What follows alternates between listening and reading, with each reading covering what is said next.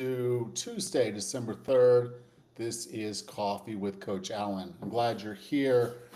This week, we've been going through and talking about how the things that we do in our lives are basically information for our body. And our body uses that information to make decisions on how it's going to perform, if you will. And so we talked about nutrition yesterday. Today we're going to talk about movement.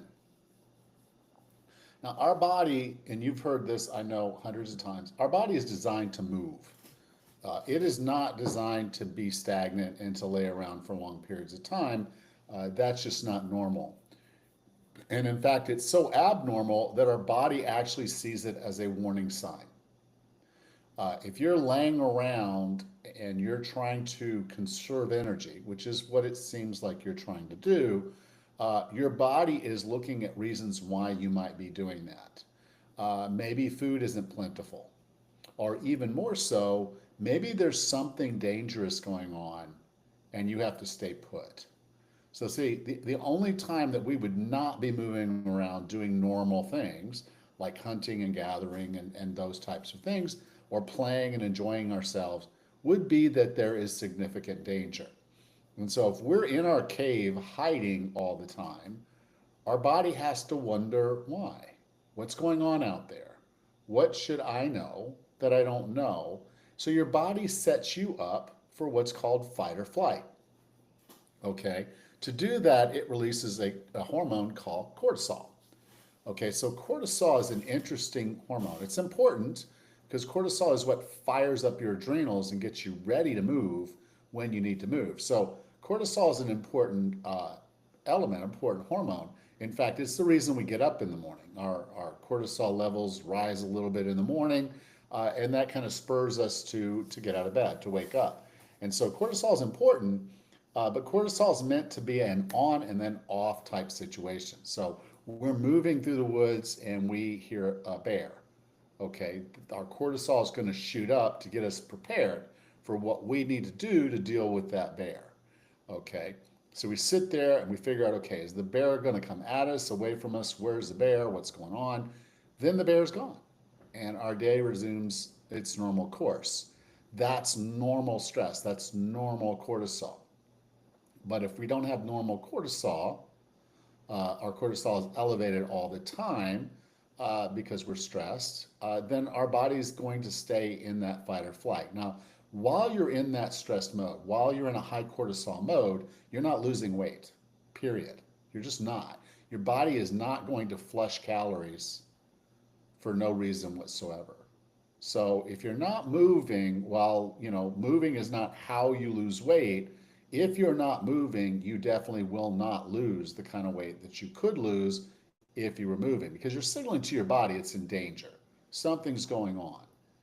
And your body's not going to enjoy that. You may enjoy it, enjoy the heck out of your Netflix marathon, but your body's not enjoying it. And as a result, your body's going to fight you back. It's going to lower your metabolism. It's going to raise your cortisol. And one of the other cool things about cortisol is it doesn't just help you store fat, it helps you store it in the belly, exactly where you want it. So if you want to make sure you're not going to lose weight, you want to make sure that you're not healthy, you want to make sure that you're not fit, lay around a lot. That's the answer. But if you want to get healthy and fit, you've got to get out and start moving a bit. Now, I know this can be a challenge because going from not moving to moving can be difficult. And sometimes your doctor has said, don't do this and don't do that. And I'm not going to poo-poo the orders of your doctor, but anytime a doctor tells you to not exercise at all, I do have a problem with that doctor. That doctor is not giving you the best advice for your overall health. They might be doing a great job on that ankle, but they're not doing a good job overall for your health. Movement is important. When we're moving the way we're supposed to, we're signaling to our body it is safe. And so when our body knows that it's safe, it will start performing the functions normally that it would need to perform. This is going to allow you to put on muscle. This is going to allow you to get stronger. This is going to allow you to build stamina. This is going to allow you to lose weight. This is going to allow you to do a lot of other things that your body needs to do that it wouldn't normally do if you weren't moving. And if you needed one more reason that movement is important, look no further than your lymphatic system. Okay, the way our cells get the trash out of our system is they move them out through the cell into our lymphatic system. Now, the lymphatic system runs across our entire body. You've probably heard the term lymph nodes. All through our entire body, we have this lymph system. Now, the interesting thing about the lymph system is that it does not have its own pumps.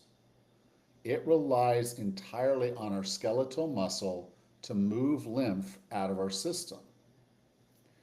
So if you're not moving very much or enough, you're basically not taking out the trash. And that creates all kinds of problems for you down the line.